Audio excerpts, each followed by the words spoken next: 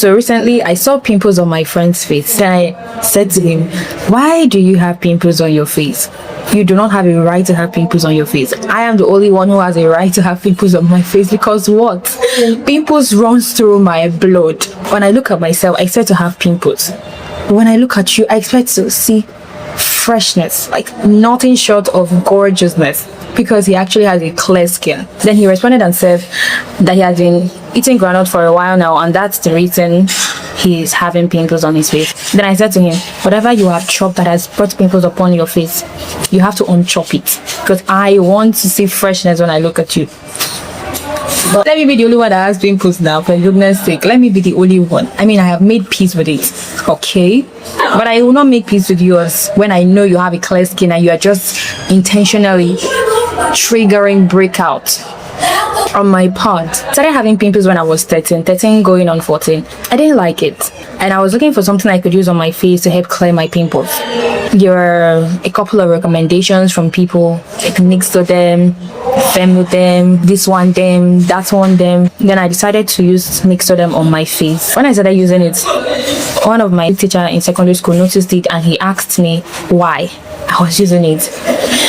I told him I was using it because I needed to clear the pimples on my face. I didn't like them because honestly my pimples didn't just come out, right? They came out big, red, and shiny. You know, that kind of pimples that say look at me, name, more.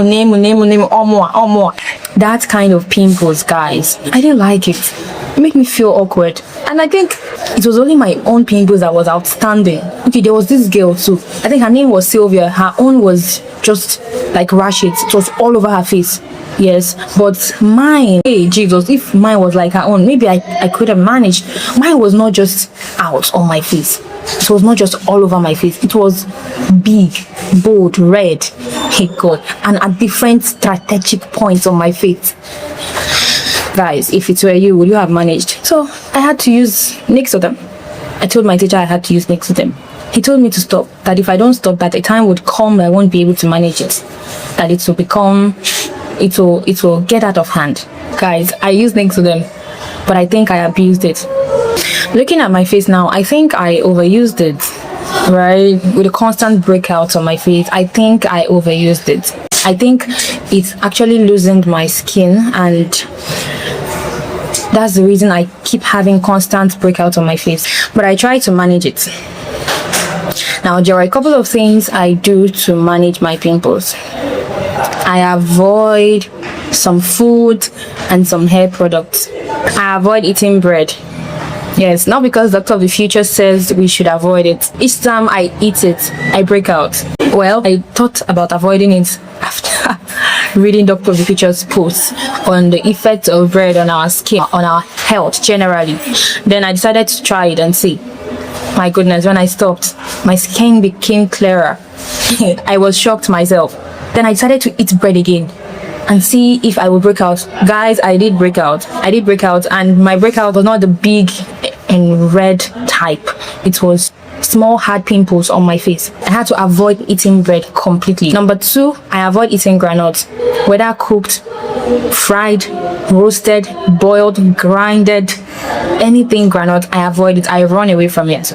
Number 3, I avoid mayonnaise. I know it sounds kind of weird, but mayonnaise actually affects me in a way if I eat mayonnaise, or maybe because I eat it with bread. I mean, the times I ate it, I ate it with bread, so I guess that combo is not just for me.